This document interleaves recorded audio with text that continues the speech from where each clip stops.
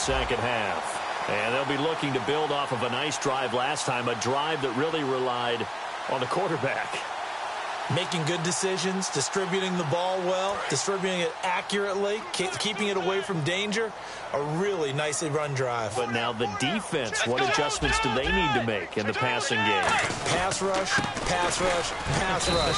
Whether it's the guys up front or maybe you bring additional guys, but you've got to disrupt the timing of them throwing the football. We'll see if they can disrupt it here.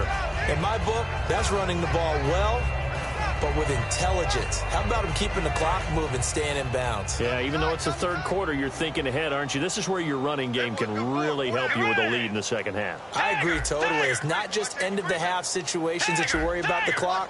It's throughout the game. And with a lead, stay in bounds. Make them fight harder to try and catch you. 3 yards on the pickup. That's going to set up an interesting third and about 4 to go. When we talk about Luke Kuechly, you can't talk about his overall game without talking about his intelligence and how he controls the whole defense. He quarterbacks that defense, and at times will actually make checks, just like a quarterback would on offense to get them into the right defense. They definitely were on that play. How about that finish, holding that to a minimal gain. Bridgewater from the gun on third down. They'll lock it with a grab over the middle. And he's got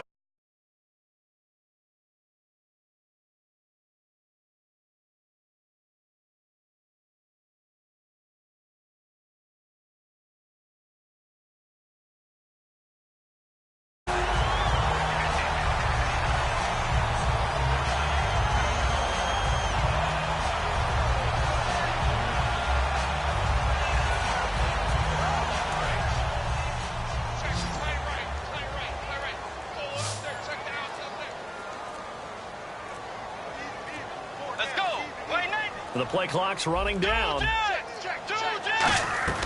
Bridgewater on first down.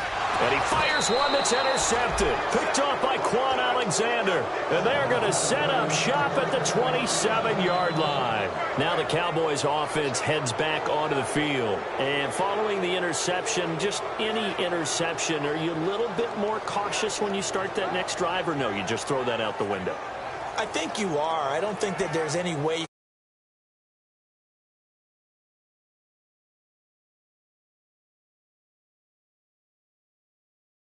Totally didn't affect me. Let's just go ahead and be loose with the football again. You're going to take care of it, but you have to be careful about being too cautious because now you can't run any offense at all. Still want to attack. We'll see how they attack him here. Again, we'll see the pistol here. And they'll go ground game here with a tailback. And he'll take this up near the 35, maybe the 34. A solid run on first down. Gain of 7 leaves him with a 2nd and 3. First play of the drive, let's give credit all around. Excellent blocking, but the guy carrying the ball, he was the finisher. A really nice run. And he'll lose yardage. Brought down at the 32. It's a loss of 2, now third down. Anthony Barr got a real education at UCLA in playing not just his normal position of stand-up outside linebacker, but down defensive end. So he had to incorporate a variety of moves, take on bigger people. So he learned great leverage while he was there. That really helps him when he's trying to stop people running the ball. Born in South Bend, Indiana. Thought about going back to go to Notre Dame, but you're right. Great career at UCLA and now a great career in the NFL. And he'll give it here to his running back. So a nice job to break the one tackle, but not much daylight after that as he's brought down. Tough day, tough sledding right there, and it's been that way the entire game. Not a whole lot of room to ramble for him. Yeah, you're right. It's been that way all afternoon. Didn't get a whole lot better there. And on the ground they go with a running back. And he stopped immediately there. No gain on the play there, so they're left with a 3rd down and 6. No gain on that run, and while the team is down, there's still time to come back and win the football game. If I'm the offensive coordinator, though, I've got to think about moving at a faster pace and maybe opening things up a little bit and throwing it a little bit more. Out of the gun now on 3rd down. And able to find Dorsett. And they get 14 yards there and a 1st down. One of the selling points of the corner route is usually the receiver is able to move away from the defender. But in this case, he didn't get that far away. So here we go, 1st and 10 now. They'll come out in the pistol.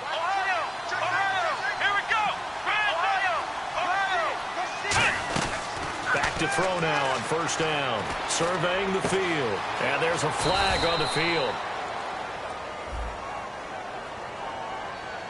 And with the big gain, they'll go ahead and decline the penalty. What a catch, and one-handed, and I'm starting to lose my awe about the play, and maybe I shouldn't. How much of this is the player? How much of it is the glove? Well, those gloves, they do have a little grip to them, They don't get a they? little extra tackiness to them now, and I know the guys in the NFL, the competition committee, some other places, they're talking about examining those gloves to see if they're having too much of an effect on the game. Never make the mistake that the slot receivers, especially the little guys like we're watching here, are just quicker than fast. A lot of them combine quickness and speed, and they catch a lot of footballs, as we just saw there. Back to throw here. This will be caught just inside the 10. 9 yards on the play there, and it sets him up first and goal. And just a small glimpse there as to why they like this rookie so much. And that's why they lit up a little bit in our meetings with the coaching staff, didn't they? Yeah, when we talked about him, they did. Yeah, you know, they like his work ethic. You know, this guy's running every route well in the route tree and getting better at it all the time, really honing his game. They expect a pretty good jump out of him as things continue to move on. And he's maybe going to get this back to the 4, but that's about all. No gain on the play that time, and it sets up second and goal. Well, it's been the air game that's taken them down on this drive before they finally turned around and handed it off on the last play. And now they're looking for the big boys to get him in the end zone. Couldn't do it there. It'll be interesting to see. Offensive lines had to pass block a lot on this drive. Will they be able to revert and fire out and create some space in the run game? Possible run anticipation here as the D-line sandwiches together. Second and goal. Defense digging in again here. They get 3 yards closer, but still work to do. It's third and goal. Well, as the play call comes in on third down, you have to think about 4-down territory here. Down a few touchdowns, they need points, and they need big points. They're knocking on the door as they come to the line here on third and goal from the 1. They come out here in the eye. They'll give it to him right up the gut.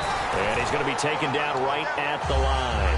No gain on the play, and what to do now on fourth and goal.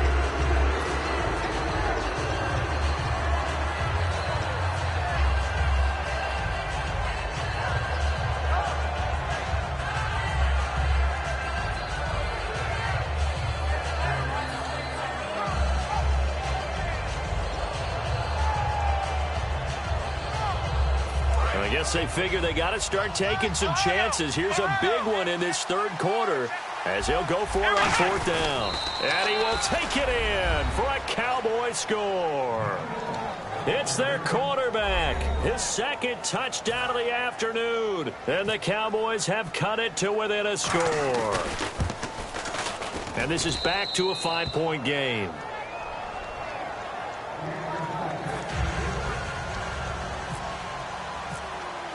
Bailey now to kick it away after the touchdown. That's fielded in the end zone. And he'll wind up about 4 yards shy of where he would have been if he had taken a knee, as they'll start at the 21-yard line. And out now come the Vikings. And following the interception, we'll see what they can put together on this drive. I can hear my old college coach right now. He always used to tell us before every game, the team making the fewest mistakes will win. What they're hoping is that last mistake is their only one of the game. Coaches, that's all they talk about, turnovers, right? Minimizing those and maximizing opportunities. They go back to the air here after the INT. Give him 6 on the play, and that'll make this a second down. Now that's staying ahead of the chains. Really good pickup on first down, hitting the tight end there. Now it brings up a second and manageable. Just found a hole in that zone. Bridgewater now on second down. It's complete to Lockett. 9 yards on the pickup there, and it keeps the drive alive. And defensively, they were in zone coverage there. Do you have to be a little careful? You're losing, playing against a good quarterback like he is, to not play too much zone?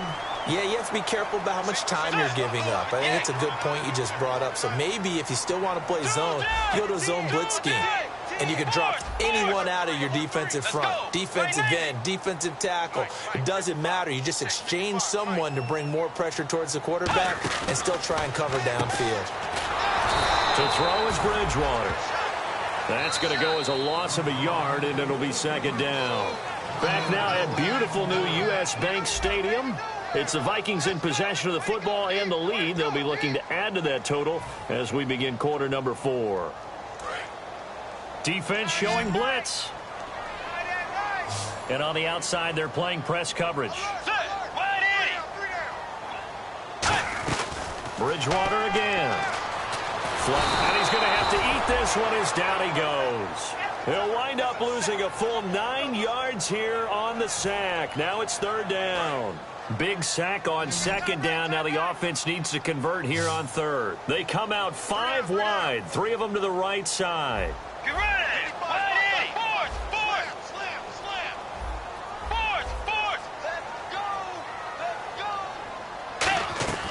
Third and long for Bridgewater.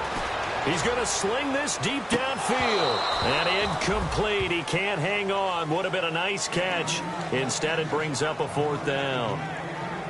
One thing I know from experience is that when the deep ball is thrown and you're the defender, you've got to fight that little bit of panic that emerges. You've got to play the ball really well. It's a 50-50 jump ball play. And guess what? They took a shot. How are you going to win it? And in this case, they managed to get it done.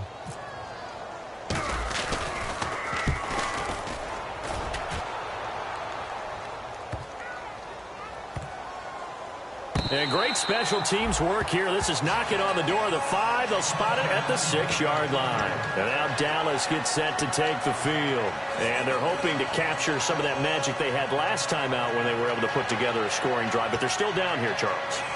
Not the major concern, though, because of what you talked about. They scored the last time out. They feel good about themselves. They feel like their game plan is now in effect.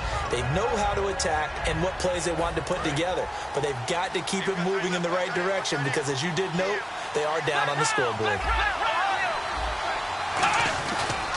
Now a handoff looking right. And he'll be taken down for a loss back at the 3. They'll wind up losing 4 yards on the play. And it'll bring up a 2nd and 14.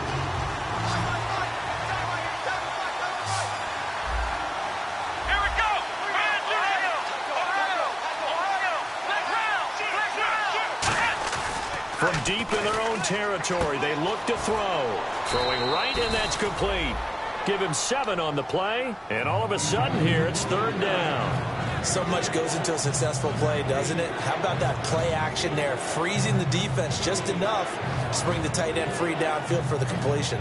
Completed pass on second down. Now it's third down as the defense looks for the stop. Another pistol look here. Let's go! On play action, they'll throw. And able to find Dorsett. It's an 8-yard pickup and leads to a new set of downs. In recent years, the slot receivers really gained stature in the NFL because they can do so many things. Yes, they can line up wide like your normal wide receiver, but to have that kind of courage and toughness to run routes in the middle of the field and become dependable targets for their quarterbacks and move the sticks, those guys are worth their weight in gold. On first down, he'll drop to throw. Over the middle to Beckham. And they'll get him down here at the 23. It's a gain of 6 on the play, and it'll bring up a second down.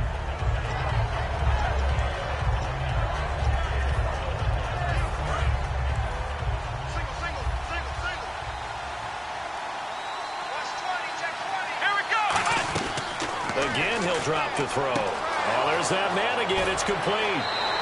And the play goes for 19 yards, gives him a new set of downs. And with that last play, he's now up over that 300-yard mark. And in today's NFL, it almost feels routine. And I hate that when you talk about a 300-yard passing game. To me, 300 yards still signifies excellence, and he's achieved that in this performance. Now a play fake here on first down. He's going to loft one deep left side here. And it's knocked away and incomplete. Trying to get it there to Martavis Bryant. And it'll be 2nd and 10. I like the boldness, and I like that they took a shot downfield, but it was well covered. He was able to get a hand in and knock it away.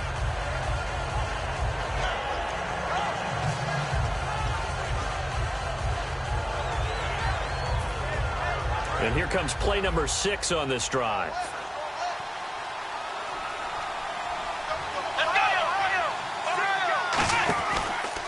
Now a handoff as they run left side. And he'll get this up past the 45 to the 47. It'll be a pickup of 5, and that leaves him with 5 more. 3rd and 5 now. And there's a run to be happy with. Good, solid yardage. He'll take that any time you hand the ball to a back. Out of the gun now on 3rd down. Trying to get it to Beckham, and it's intercepted. Picked up by the Pro Bowler, Anthony Barr. And his guys are going to take over at their own 48-yard line. Now the Vikings offense works their way back onto the field. And a tight game after punting last time. See if they can get something going on this drive. As they head to the field now, with the game this close, you've got to feel there's a sense of urgency for them going on offense right now. But they have to do it without letting panic creep in and affect their play. Looking to jam the receivers at the line here. Press coverage look defensively. They start the drive with Peterson. It's a 7-yard carry to set them up with a 2nd and 3. I know that every now and then we get in those meetings with coaches, and you almost want to roll your eyes when they talk about staying on schedule when they're moving the football. But would you say a 7-yard run is ahead of schedule? 4th quarter with a lead, you love that, don't you? No doubt about it, because staying on schedule is trying to get 4 downs on 1st down. They did that, plus 3.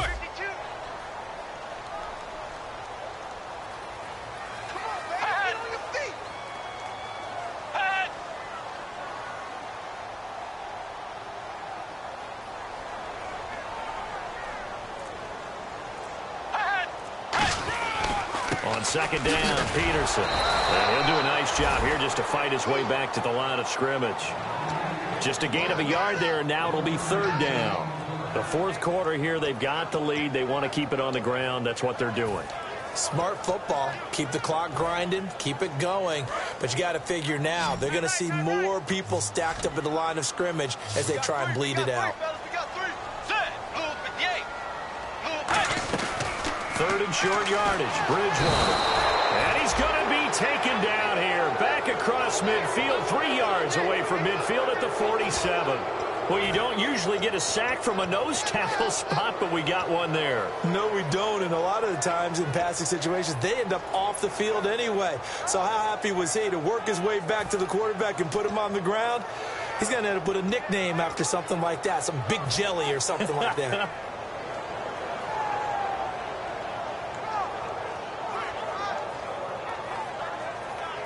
And here's a big one now. Try to hold this lead. They're going to go for it here on 4th down. They come out 5 wide, 3 of them to the right side. Looks like the defense in press coverage here. Time running out here on the play clock. The Vikings will go for it. Bridgewater. He sets to fire deep. And no, it's incomplete. The Vikings unable to convert here on 4th. And Dallas, they'll take over in terrific field position. So out come the Cowboys now as their offense gets set to take over.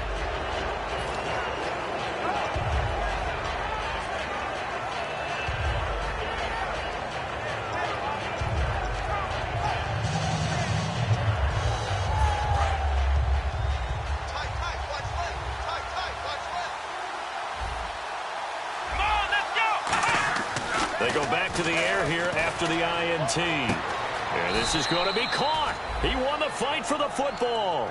Give him 30 yards there.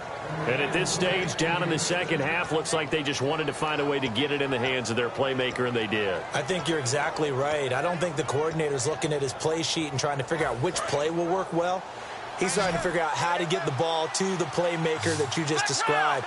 Looking down at that sheet, you find people plays, not necessarily X's and O's, and that's exactly what they did there. Escaping the pressure right.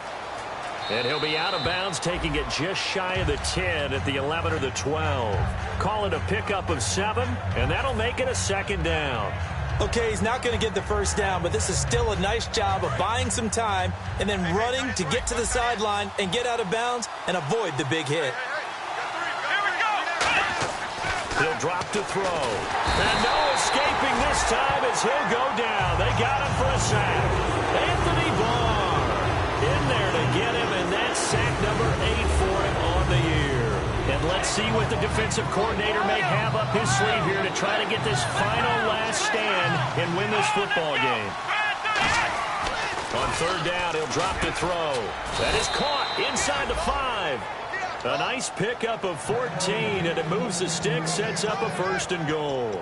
And passing yardage-wise, now up over 350 in this game. Pretty nice performance. Definitely that, which usually means you're putting a lot of pressure on guys trying to cover. If you're a defensive back and they put over 350 yards on you. And he'll get in. Touchdown, Cowboys.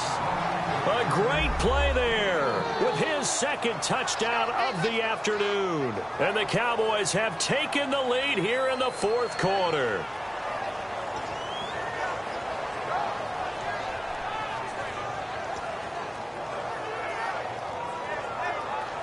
All right, so the Cowboys will go for 2 here.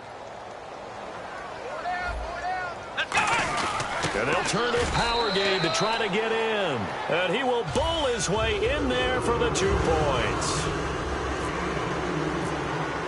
Bailey now to kick it away after the touchdown. That'll be taken in the end zone. And the decision to come out is going to cost him 5 yards with a new rule as he's taken down right at the 20-yard line. And the Vikings now heading on to the field. And last time this unit was out here, costly turnover, and then that turned into 6 points. They've got to make amends. And how many times have we sat in meetings with coaches and they use the term complementary football? Offense take care of the defense, defense take care of the offense.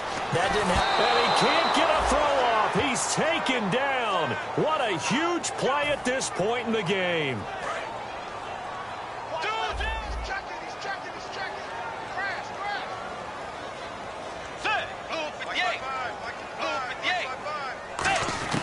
He'll look to throw. They'll lock it with a grab over the middle.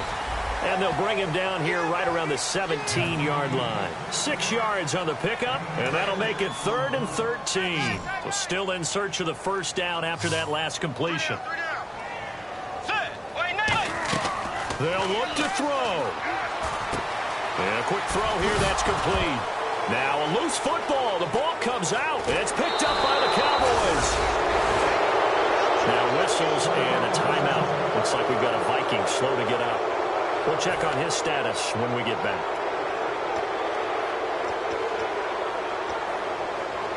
And the next snap coming inside the red zone here. And they're definitely showing blitz here. They'll give it to him right up the gut. And he'll take this one down inside the 5 to the 3. It'll be a 3-yard pickup, and it brings up 2nd and goal. Just keep the ball on the ground. Do a little pounding. Chew up some clock. If they can get it in, that might be enough to get them home. And if not, the clock is definitely their friend.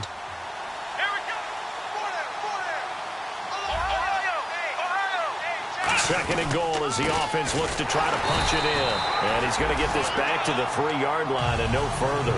No gain on the play there. They're going to need to come up with something better here on 3rd and goal. And now the Vikings are going to stop it here on defense with a timeout. It's just their first. They've got 2 more to use here in the final stages. From the 3-yard line once more. Now here's 3rd and goal. Both the run and pass still in play here on 3rd and goal from the 3. He needed 3. He got 2. Now that'll set up an interesting situation here on 4th and a yard. This drive started with 1st and goal. Now that it's 4th and goal, anything less than a touchdown would feel like a letdown to me. Here we go. A big play and a tight game late. They're going on 4th and goal. And he's across for the touchdown. And in the final minute, that should just about seal it. And that touchdown should make you feel comfortable. But do you really feel like it's totally over yet? Not totally, but I think you're pretty much there. Yeah, you've still got to make sure you stay with it, do all the right things down the stretch, especially on defense. But that touchdown there, you've got to feel good about your chances. That'll be taken in the end zone. And he'll take it back to about the 19-yard line. And now out comes Minnesota. They might be thinking this is close to a lost cause here. Got to play it out. What do they need to do? Well, they have a thought process in mind already, but they can't get ahead of themselves. They know that they need to score quickly. Yep, 2-score game. Onside kick and get the ball back, and then score again. But they can't worry about the last 2 points. The only thing that matters is scoring quickly. Then they'll take it from there. Throwing is Bridgewater. Now a desperation throw deep downfield. And that's caught inside the 30. And he takes it all the way down to the 3. A big play there for Minnesota. 77 yards. It's a 5-receiver set. 3 to the left, 2 to the right. Here's Bridgewater. And incomplete. He dropped it in the end zone. After all the preparation, all the practice, a play like that will absolutely break your heart. They had everything they wanted, just unable to complete it. In the end zone, a big-time drop. They come out 5 wide, 3 of them to the right side. Get ready! 180! Tiger! Bridgewater. And this one incomplete.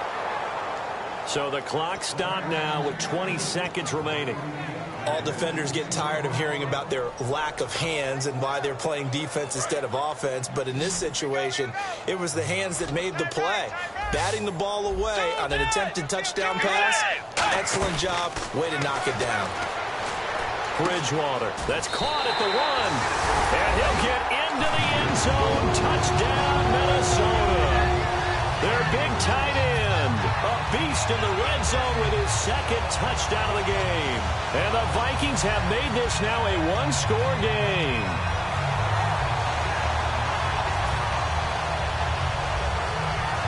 Here we go now as we get set for a big 2-point conversion.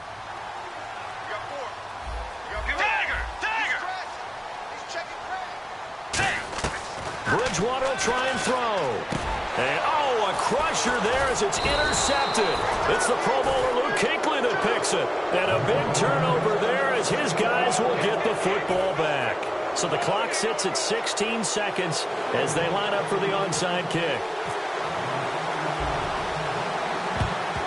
And the Cowboys are going to secure the football, and with it, they'll just about secure the victory as well. Well, fourth quarter, they felt like they needed the football back. Unfortunately, they couldn't get it. And I know we've brought analytics into the game, and someone has said here that the data says that when a team's expecting an onside kick, 80% of the time, the team expecting it, they do actually recover the ball, which is what we saw here. I just wonder if that number is much more of a anecdotal type of a number. Kind of like when the coaches tell us, well, when you score on special teams, 93% of the time you win the game.